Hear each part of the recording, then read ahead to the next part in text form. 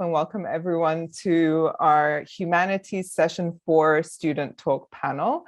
This is the 6th Polygen Symposium of Rising Scholars, which is extremely exciting. And my name is Luli Alashri. I'm head of mentoring here at Polygens, and I'll be moderating today's talk. So as you all know, the goal of the symposium is to celebrate and showcase the hard work of our Polygen scholars, all of them who worked so hard on their projects over the past couple of months and are excited to present their findings to us today. Today we have 4 student presenters, and they're going to be presenting on a variety of topics, which I'm sure you will all enjoy listening to. We also have a fellow Polygens mentor who will be scoring the students' presentations, which will help us determine prize winners after the event. The order of presentations today will be Ava Spalding, Ayushi Budhraja, Eva Chung, and Nandhini Sundar. We will have all the ladies presenting in a row, and then at the end, we'll open up for Q&A. And so today, Ava is going to start us off, and I would invite you to, put questions in the Q&A, and I'll moderate them at the end. So go ahead, Ava. Hi, everyone. My name is Ava Spalding. I'm really excited to be presenting here today. I just want to make sure, can everyone see my presentation all right? Okay, awesome. So without further ado, my presentation title is Adult Language Learning, Lessons and Departures from Childhood Techniques, and this is a literature review. So quickly about me, I'm a junior at Campolino High School in California. I enjoy doing parliamentary debate, playing piano, and being in the neuropsychology club at my school. More about my project is that I really have interest in language and neuroscience, and I thought that there was definitely a really interesting intersection between those two fields. And I wanted to do a literature review because I feel like there's so much information out there about language learning that's not super succinct. So I thought that if we could take a neurocognitive perspective, we could get better information about how to better learn language. And we could also look at how children learn language versus how adults learn language in order to better formulate suggestions for adults. So the first part of my paper goes about addressing the critical period, which is asking the question if adults actually can learn language. So for an introduction to the critical period, for those of you who don't know, it's a hypothesized window in which language is optimally learned because of developing connections in the brain during that age range, which is hypothesized to be from 2 to 14. And this is thought to be because younger people have more neuroplasticity. Their brains can form more connections and a lot easier than adults can, as I'm going to get into a little bit later. So there are some truths of the critical period. It's objectively easier for children to learn language compared to adults. And we see in this MIT study, native and non-native language speakers took a language quiz, and native speakers scored 90% or higher, while non-native speakers were a lot less likely to score the way that native speakers did once they crossed age 18. Now, this could be taken as evidence, but just because it's easier to learn young, that doesn't necessarily mean it's biologically impossible to learn old. So let's examine this phenomenon of neuroplasticity. When people undergo changes in their brain, this is often because they're learning new skills. And we see that the brain's ability to make these changes is called neuroplasticity. The changes that happen in your brain when you learn language is actually relatively similar to how it works when you're learning other activities. For example, when you're learning to ride a bike, you're going to have some anatomical changes in your brain. This is actually similar in magnitude to how you learn language. However, we don't see anyone saying that adults can't learn to ride a bike, adults can't learn to cook, or any of these new skills. So why is it necessarily any different for language? Not only that, we see that this is reflected by evidence. So if we re-examine this MIT study, we see that actually a large number of adults did reach fluency. This was the top 25%. So there could be confounding variables to the study. For example, once you turn 18, you probably have more responsibilities, you're going through a lot of life changes. So that could be a factor that is not biological, that is going into why adults have more trouble learning language. They simply might not have enough time. So if people can learn after the critical period, why is there so much evidence to point to children being far superior? Well, that brings us into effective considerations. So this is examining past neuroplasticity, examining past the biological impacts here. And so we actually see that attitudes towards learning that specifically adults possess can be harmful because adults view failure differently than children. We observe that adults have this concept called a language ego, in which they kind of try and protect their confidence around speaking in their native language, as well as speaking in any new language. And this keeps them from venturing out and trying more and just being comfortable with making mistakes as they're learning a second language. The bottom line here is that the security in one's native language that really adults possess more can sabotage second language literacy attempts. Where does all of this leave us? First, we know that adults can learn a second language, even though it may be harder for them. And second, knowing that children learn best, how do we best inform our language learning by those principles? So that brings me into the second section of my paper, which is giving some suggestions based on a neuroscientific lens and evaluating childhood learning versus adult learning.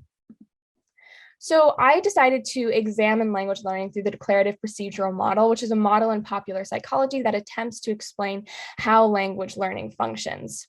And so we see that there are two main modes of learning. First, the declarative mode, which involves memorization of lexicon and facts.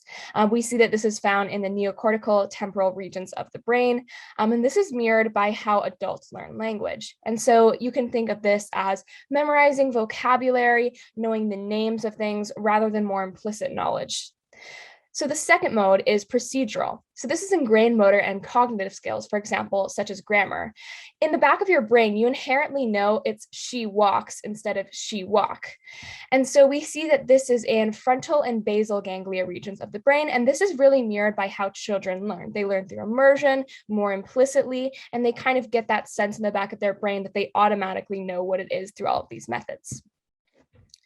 And we see that these both combine into our working memory. However, most adults struggle with grammar, the procedural side of language learning. And we see that often declarative regions used for grammar when taught with explicit adult methods have this over-reliance often. So when native speakers use procedural methods, we see that those taught with a declarative method are often more reliant on that system compared to native speakers. And so this not only reflects the conditions in which language was learned. If you learn in a more declarative method, you're more likely to be over-reliant on your declarative system, but it also reflects the proficiency of a language learner. Those who have been learning for more are a lot less likely to be reliant on their declarative system. So it seems like the solution to this would just be a straight focus on more implicit procedural methods. This is how children learn. It's what we are kind of under-reliant on, and it's what native speakers use as well. However, immersion is first expensive. Not everyone can move to a new country, invest in those resources. And second, it is difficult for the adult brain. We don't have all of those same resources that child brains do for quickly picking things up. And so I would argue that the solution to this is a fusion of adult and childhood techniques. This means that basically we are trying to maximize these childhood techniques of immersion, of learning, with the superior cognitive abilities that adult brains have. We can choose the things that are most important to a language learner, and we can choose how we learn them with memorization. So I would argue that we should focus on formulaic sequences, which are a part of language that adults have a lot of trouble with. And these are conventional expressions such as idioms. So if you say he's got his head in a cloud, that would be formulaic sequences because it's not very literal, but you do know what it means. And we see that through an eye tracking study, adults had longer fixation times for these, and it's not as ingrained in their memory as native speakers or children. And so there's this method called cognitive semantics that emphasizes associations found in idioms. And it's this really good example of possibly what a fusion between adult and childhood techniques would look like.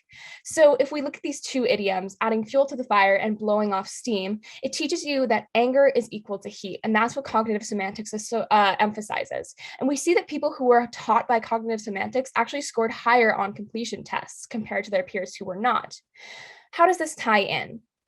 This shifts from an over-reliance on the declarative system, because instead of having to actually understand what's happening with these idioms and trying to trace this literal meaning and then remembering, okay, this means this means this, you're basically able to automatically know anger equals heat. That's in the back of your brain, and it's a relatively quick path that goes through the procedural system. But this also doesn't just rely on immersion. This maximizes with memorization, which means that we're getting the best of both worlds. So what does this all mean, and what can we learn from these findings? First, educators can better teach adults with a declarative procedural model to engage both systems of the brain. Neuroscientific perspectives are really important, and since the start of my paper, I've always emphasized combining those with language learning to get the best results. Second, embracing both methods is going to be very, very key, because we know one method is going to fail and we alone and not be as effective. And so we basically need to combine both methods to get the best of both worlds. Lastly, there's always more research to be done. The field is constantly evolving and suggestions can only do so much. So with that, I urge all of you who are maybe learning a language, perhaps in your high school or just on your own free time, I urge you to go out, try your own methods, and when learning a language, embrace your inner child. Thank you. Wow, thank you so much, Ava. That was super interesting. And I'm sure we're going to have some great questions for you at the end. Next up is Ayushi. Hi, everybody. I'm Ayushi. Let me just share my screen quickly. So can everybody see that? All right. So today what I'm going to be talking about is emotion and culture, specifically in South Asian communities. So essentially a brief abstract about my talk today is that previous research has found that cultural display rules and emotions vary across cultures. That's been an established sort of assumption in psychology for a while now. But the essence of my talk today is that often these cultures are categorized into these broad categories. So I think a lot of us have heard of individualistic versus collectivist cultures, or Eastern versus Western cultures. But a lot of evidence, recent evidence actually has shown that there's like important differences within these groups. And one interesting group that's been sort of understudied, I think, and one that I can kind of relate to is South Asian culture. And essentially what I'm trying to answer today, or what I'm collating research on, is how South Asians differ from other collectivist cultures in terms of their emotion expression, their display rules, body language, and why they are distinct from formally assumed groups that were similar. So I'm just going to start by defining these two terms that are going to be like a very common theme across my talk today. So emotion is a very complex topic, and sort of in psychology, pinning down a definition for that is difficult. But one that's been established by the American Psychological Association is that it is a reaction pattern. It is a trend that involves biological and psychological elements. So I think a lot of an assumption is that emotions are universal and basic, and everybody experiences them in the same way. But a lot of research has demonstrated that culture does have an impact on emotion expression. And again, it's these broad categories that they've been conceptualized into, which I'm going to be arguing against today. So a part of that argument is the concept of cultural display rules, which are essentially cultural norms, but they're learned early in life and they influence how we express emotions in specific social contexts. So one example is this concept of ideal affect, and one example is in job applicants of Western versus Eastern participants. So in Eastern cultures, research has shown that job applicants are more likely to display low affect positive emotions. So they're more likely to be calm, tranquil, but whereas Western job applicants are more likely to display high affect positive emotions. So they're meant to be excited and visibly enthusiastic. And this sort of brings me to my next point of these two cultural groups and how emotion expression actually varies across culture.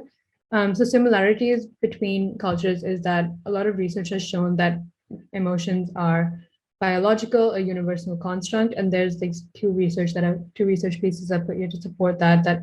One is by Ekman, who suggested that emotion is genetically determined. So essentially he said that there are these discrete emotions, so happiness, sadness, anger, fear, contempt, these sort of basic emotions that are interpreted the same across cultures.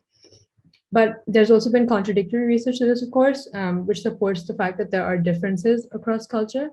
And Matsumoto is a name that it's going to be reoccurring because he's been such a prominent figure in culture and emotion. And some of these differences are how they're felt and displayed across different situational contexts. Of course, individualism and collectivism, which we'll be talking about more in the other slides, but also how more direct and specific behavior has been noted between, for example, Japanese and American people. So, for example, how they differ in emotional body language. So it was found in this study that Japanese people use a lot less hand or arm gestures and a lot less body language than American participants did. And also in the duration and intensity of their emotions, it was found that Americans reported feeling their emotions much more intensely than the Japanese people, and also for a longer duration of time. So now when we look at variation within, of course, there are some more sort of broad groups that we have to look at, one of which is interdependent, which is independent. But these, unlike individualism and collectivism, are more about the self and how the self reacts to these situations. So if we break down individualistic cultures, for example, they're set to foster an independent self-control, which casts itself as agentic and distinct from a community or distinct from others.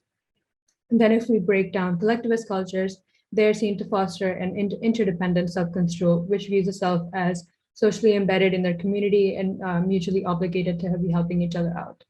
And once again, this concept of ideal affect, where it's sort of the expected emotion expression. So the type of collectivism present in East Asian cultures means that you would expect, according to ideal affect, that they would use cultural display rules and emotional display rules to maintain peaceful relationships with others. So it would follow that they place more value on subdued low affect emotions than high affect emotions. And that's essentially an example of the ideal affect, which we'll be discussing more.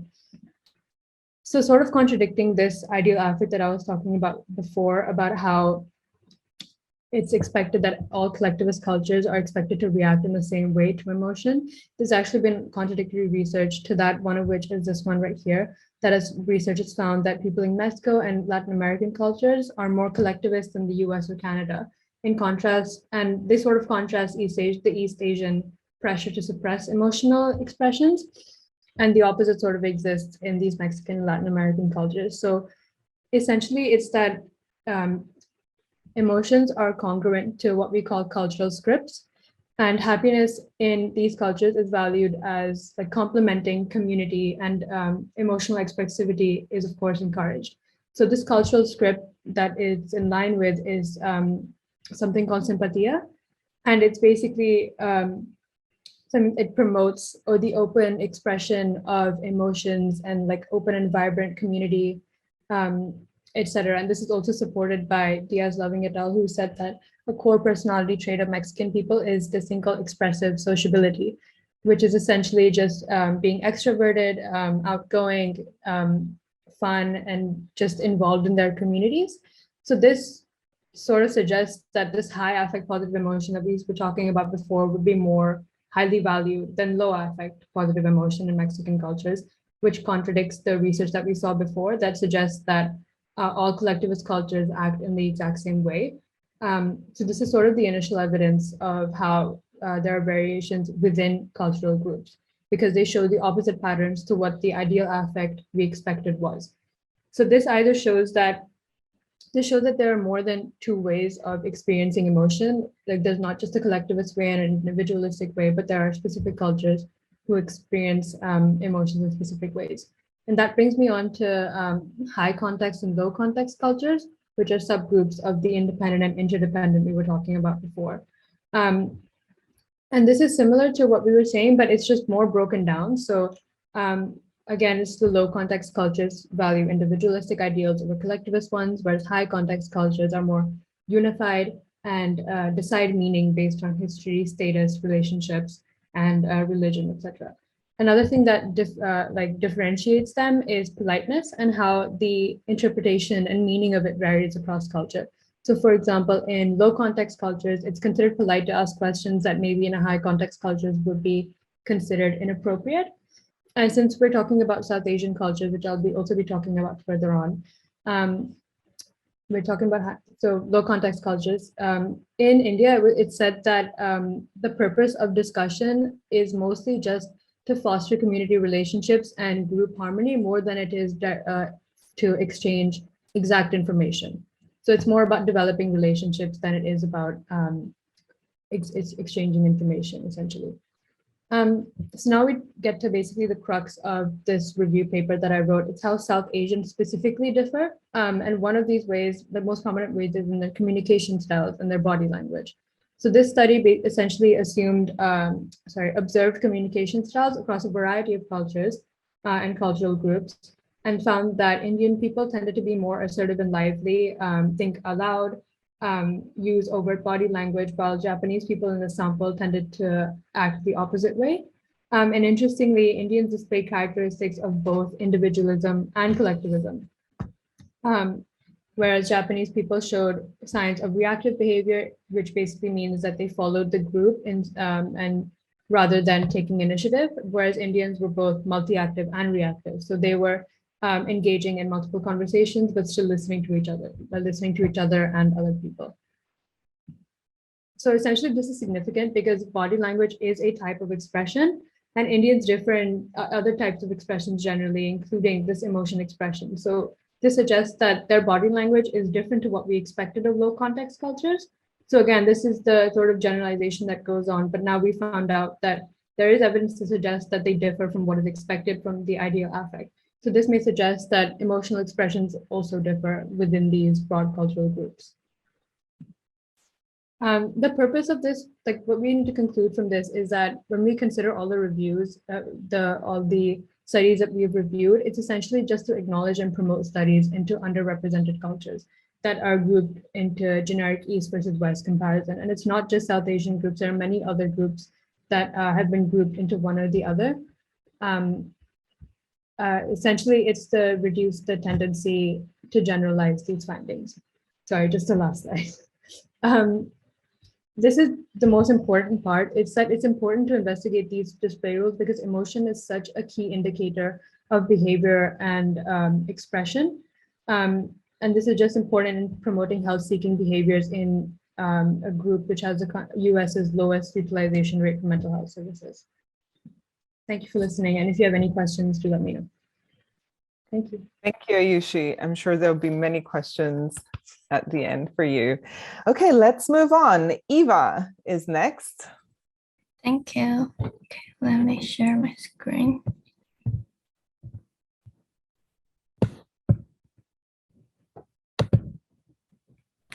Hi, my name is Eva Chung. I'm a senior high school from Taiwan.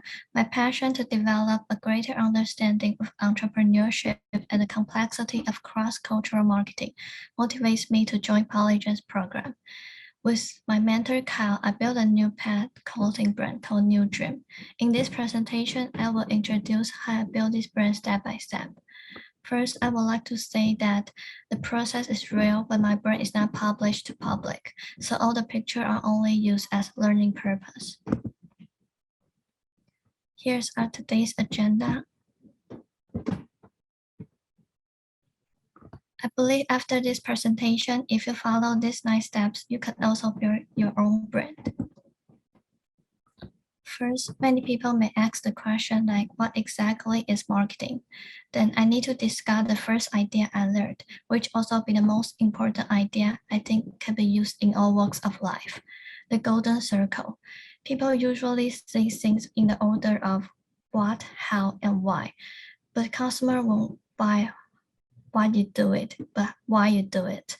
Why is it important? Because humans are emotional creatures, and we need to connect with consumers on emotional level to drive purchase conversion and long-term brand loyalty. So marketing is just storytelling. I came up with the ideas because I find out there's a niche market from my market research. Market research is one of the most important steps, which could be the foundation of this brand. I use this data frequently, step by step. It's because we need to show every why behind our action. And this data will be used as a great example. For example, I use this data to build my pitch deck, explain why I choose to build a pet clothing brand rather than other types of industry. I first show that there's a stable growth in the pet industry, then connect it to the social trend, which shows there are growing market for pet owners and pet supplies.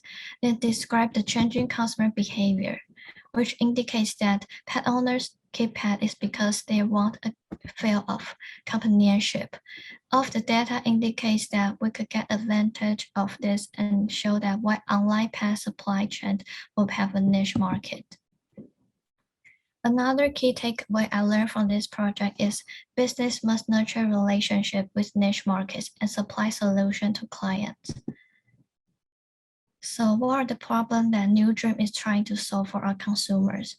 Consumer wants an emotional connection with our brand, such as that they will want to purchase product with a brand that will encourage them to live a healthier lifestyle and spend more time on themselves. In this case, our customer would like to want to feel companionship and decrease their sense of loneliness. Then our solution will be offer connection not only digital but also real life for pet owners and decrease their sense of loneliness, such as host events that pet owners can get in touch with other pet owners. For product, consumer wants the benefits that the object can bring to them. For example, with our product, our consumers want to treat their pet like their children. So our solution will be offer products that pet owners can match with their pet and feel like their family. So their pet will be like their furry children. The solution need to be vague and the marketing strategy and tactics will be more specific. All of the solution will coincide with the marketing strategy at a later slide. Then you may wonder why all of the problem and solution is associated with pet owners, not pet. This is because our consumer is pet owners, and consumer first marketing is the foundation of any good marketing plans and brands. Then our brand come in. Everything comes to the golden circle. Why should consumer care about your brand? First, we need to identify the why and mission behind New Dream, and what's the belief that support our brand.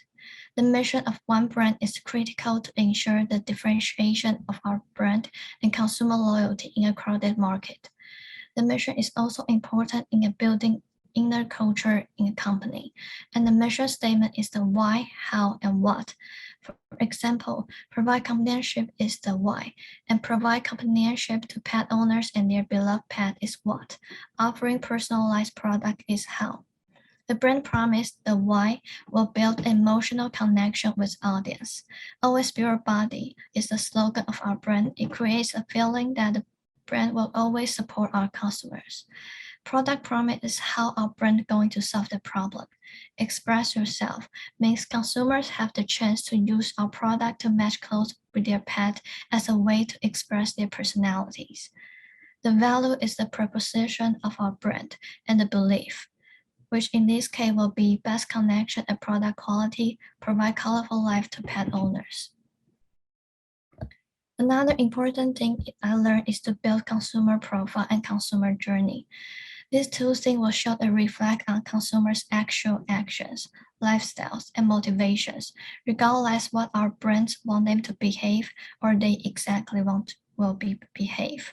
Then we can use this data and insights to better storytell the consumers because we know who they are and who they want to be. And consumer profile and journey are more used for a company in their discussion. For example, by knowing the demographics, psychographic, and motivation, we will know what the best way to communicate with our consumers. And by knowing the consumer journey, we can know that what are some times when we have the chance to get in touch with them. The next step will be using all the previous data and turn it into insights. And the data and insight will inform action. So we could build a marketing strategy and promotion that coincide with the mission, brand promise, and product promise of our brand. I built a go-to-market plan specific for this brand. For example, by knowing 37.7% people do not trust to use online shopping, it's because they do not trust the quality of products. So we could prove to our consumers that our brand is high quality by social proof, such as ask for feedback and develop reference material to new customers, and partnership with social media influencer, or premium price for a premium product. So we finally got to the step that product and brand development, which is the process that shows what our product really like and build the official website and social media site for this brand. Here is the product sample. And here is the organize of our brand, which show the identity, which is the logo and the palette, which is purple and yellow of our brand. And this is the event which we will provide more companionship to pet owners and through member chat.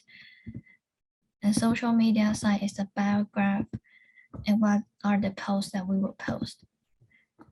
The final step, build a short-term and long-term goal, help the company vision and help build future marketing strategy.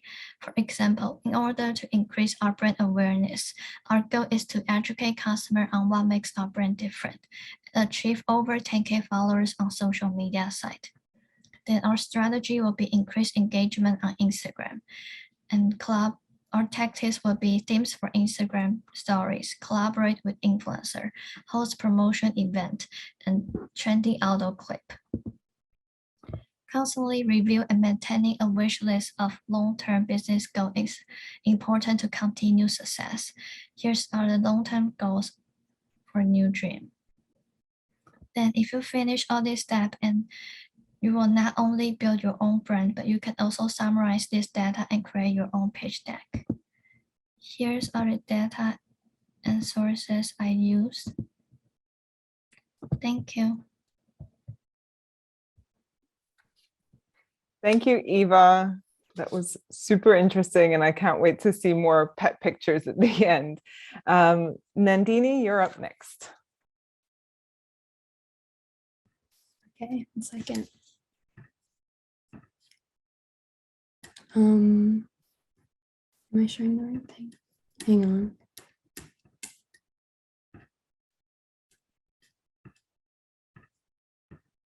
Okay, can you guys see my presentation?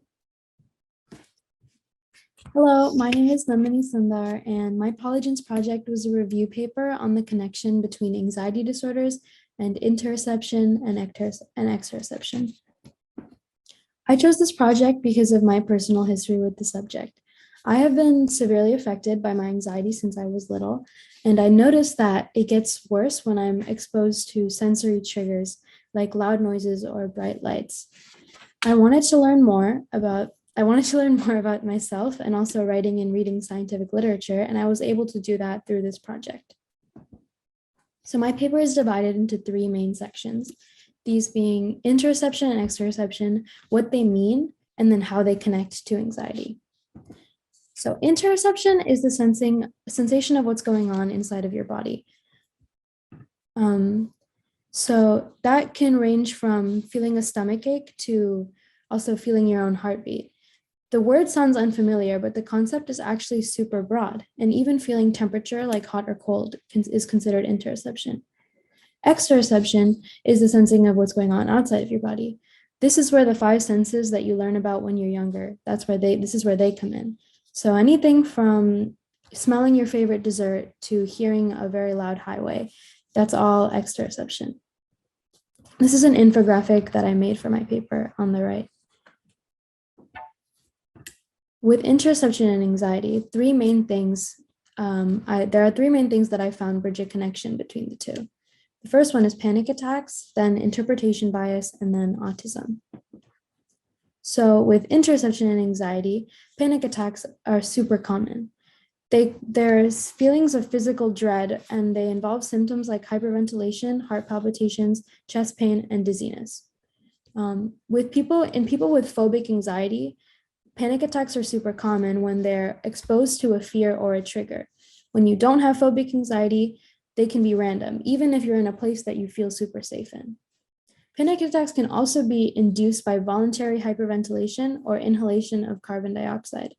Sensations caused by these are misinterpreted by the body, so that means that interoception leads to enhanced panic. More on misinterpreting senses. Interpretation bias connects interoception and anxiety. This is when someone with an existing panic disorder interprets a symptom with a negative situation, even if the condition isn't negative itself. An example of this is having heart palpitations or a really fast heart rate, and then immediately thinking you have a heart attack. This can increase and maintain your anxiety disorder itself. One study found that women who associated panic scenarios with a negative condition were more likely to develop a panic disorder in the follow-up than women who didn't. With autism, 40% of autistic individuals have anxiety.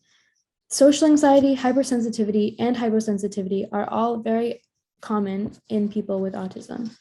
Hypersensitivity can increase your anxiety in situations with sensory overload, like a big crowd. One study found that self-reported social anxiety was connected to elevated sensory issues in autistic adolescents.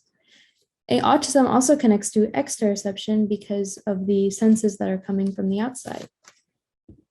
Exteroception connects to anxiety through social anxiety disorder and sensory processing disorder. Children with high exteroceptive capabilities have more anxiety because they interpret their senses with what they fear, and fearful children associate their senses with negative conditions. Sensory processing issues are very common in people with anxiety because of overwhelming sensory input like bright lights. This causes stress and sensory overload. People with sensory processing issues can't organize the sensory info that's in the brain, and they're more sensitive to sounds, sights, even textures, smells, and flavors. So these people tend to avoid input that they can't tolerate. And anxiety becomes super common in people with sensory processing issues because of the worry that they have for future intolerable activities. In conclusion, interoception and exteroception are both related to anxiety. Interoception's inner body sensation contributes to panic attacks by accelerating panic. And also, people with anxiety mistakenly interpret their senses with a negative condition. Individuals with autism have a higher risk for anxiety because of ties with interoception and autism. Exteroception relates to social anxiety disorders and sensory processing disorders. I also found that future studies should look into the neurological causation between the two, because right now most of the studies seem to cover proof of a connection. Thank you so much for listening. Thank you all. You did such an amazing job. I'd like to let the audience know that everyone who presented today, it was their first time presenting on Zoom even. And so I think excellent, really all round. We have quite a bit of time now left for Q&As. And so I would have you type in your questions and I will moderate and ask the panelists for their answers. So I think if you can just write who your question is addressed to, and then I will moderate it. So we have one question. We'll start off with Jan's question to Ava, which is, what is your recommendation for people struggling to learn a foreign language? Excellent question. So I think my recommendation would be first to kind of examine how you've been learning it yourself. Look at because I think mostly a lot of people struggle when they don't have the proper balance between childhood learning and adult learning. So for example, if you found yourself struggling in a language class at school, maybe it's because that kind of memorization isn't working for you.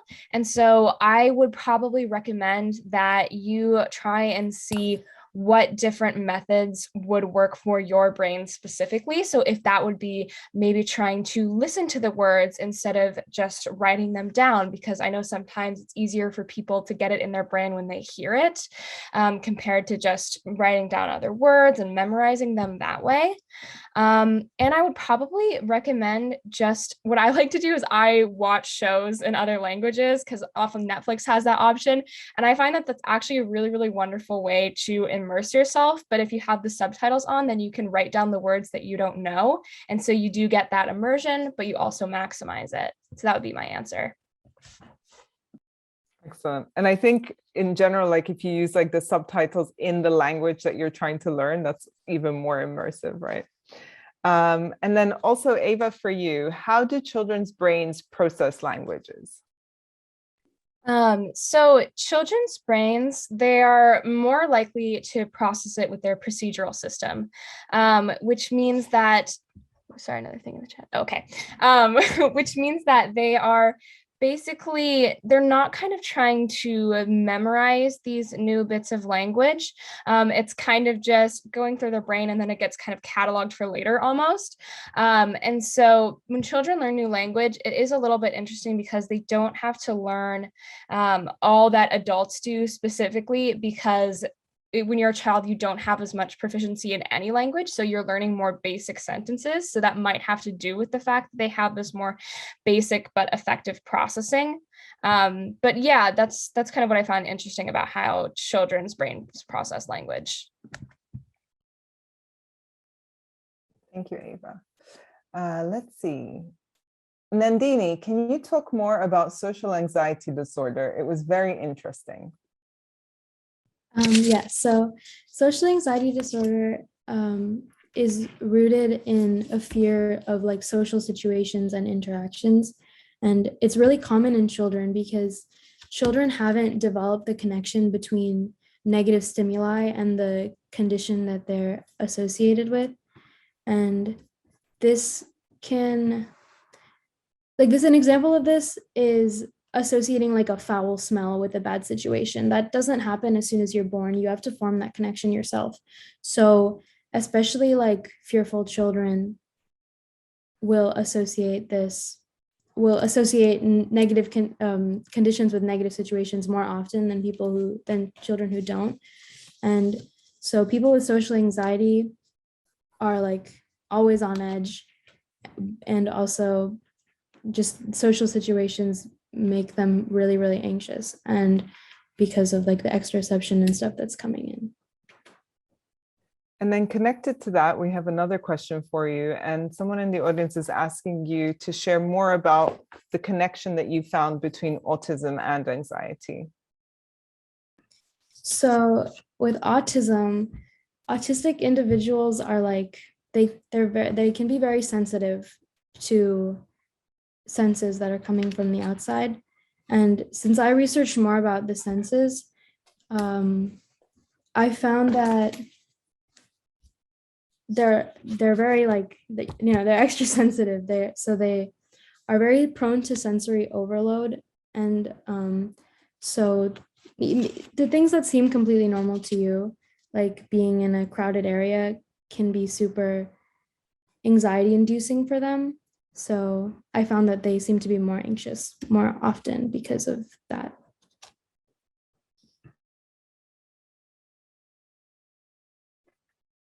Thank you. So this is a question that's addressed to Ava, but I would actually like to address it to all our panelists, and to share with us the things that they may have found to be surprising or perhaps even frustrating in the research process. And maybe we can go in the order in which you presented. So Ava, and then Ayushi, and then Eva, and then Nandhini. So surprising things and frustrating things about research. I think so. I'm trying to think of surprising things. I definitely know frustrating was at least with language, it's kind of it's hard for concrete suggestions to for you to like find those, because in a lot of the research it's like, oh well, this is a method that could work, but we don't know, and it's not exactly an exact science as to what works the best with language. And so I found it a little bit frustrating to try and implement this, scientific perspective, what way is going to work the best, when it's kind of just this amalgamation of different studies trying different methods. But on the other hand, it was really fun because there was a lot of other studies that I was like, oh, I didn't know that this was even a method of language learning, like cognitive semantics. I didn't even know that was a thing.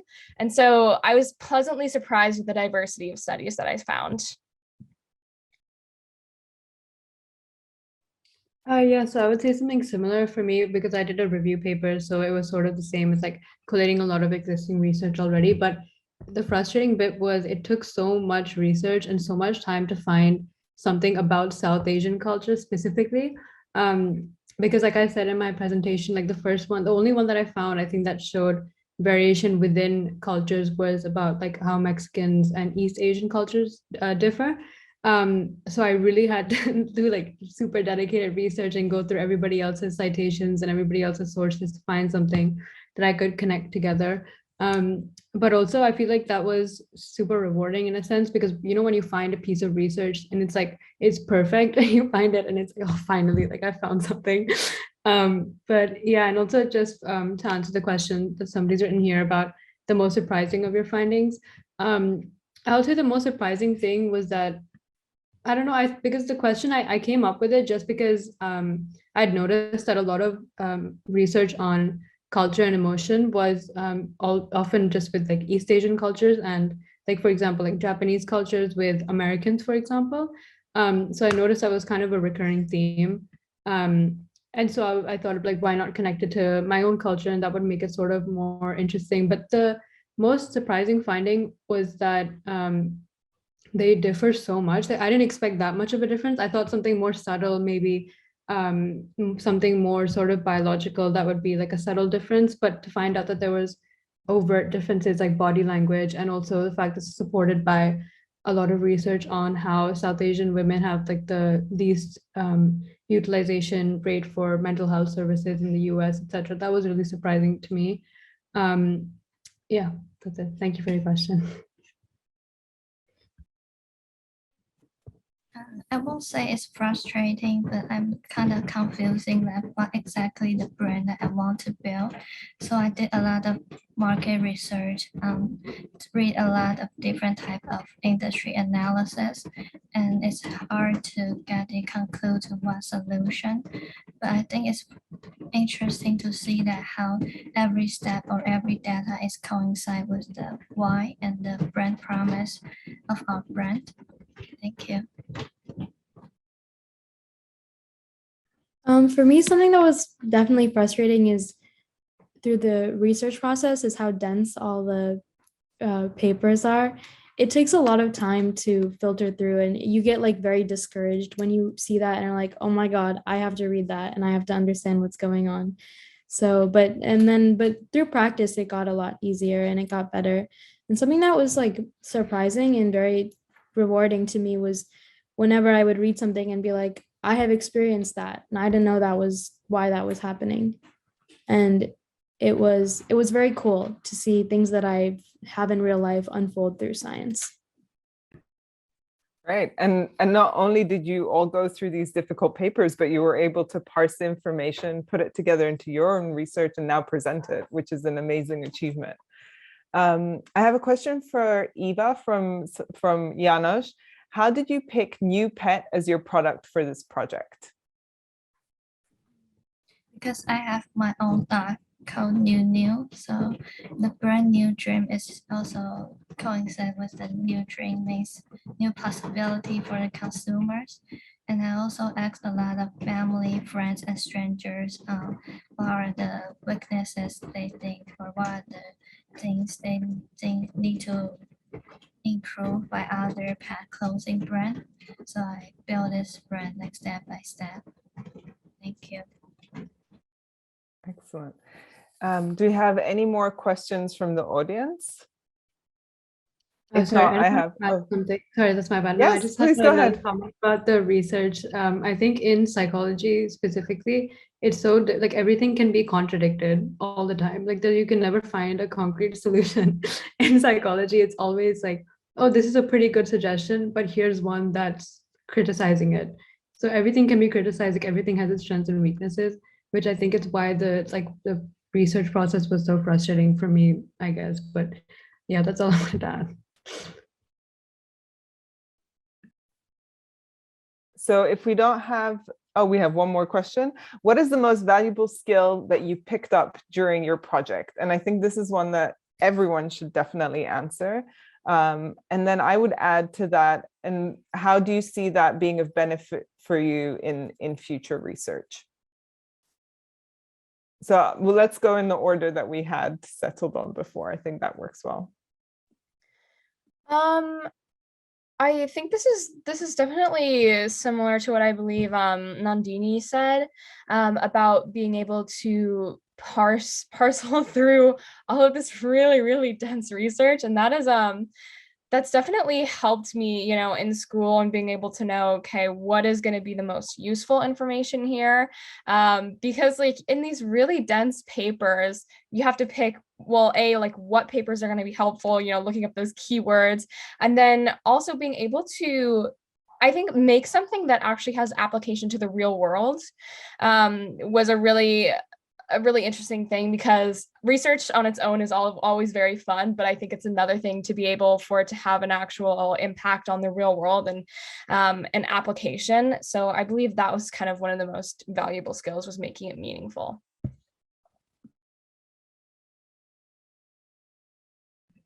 Yeah, I agree. I just think it's one thing to be learning about psychology in like your high school psychology class, and another thing to be doing it without any, sort of restrictions on you. So you can literally research anything that you want, and it can always have some kind of meaning to you, like Ava was saying. And I think what I learned most was how to, like, it was sort of dedication to sort of stick to one thing. And, because there's in psychology, there's so many interesting things that you can study. And I think it showed me how to be dedicated to and do one thing at one time, because often I get like very distracted and start doing multiple projects at once and never finish any of them. But this was an opportunity for me to spend like a couple dedicated months doing this one topic that I found really interesting. And I think it really paid off, because in whenever we do anything about research in school now, or if we have exams about it, I can always articulate myself much better than I could have done before.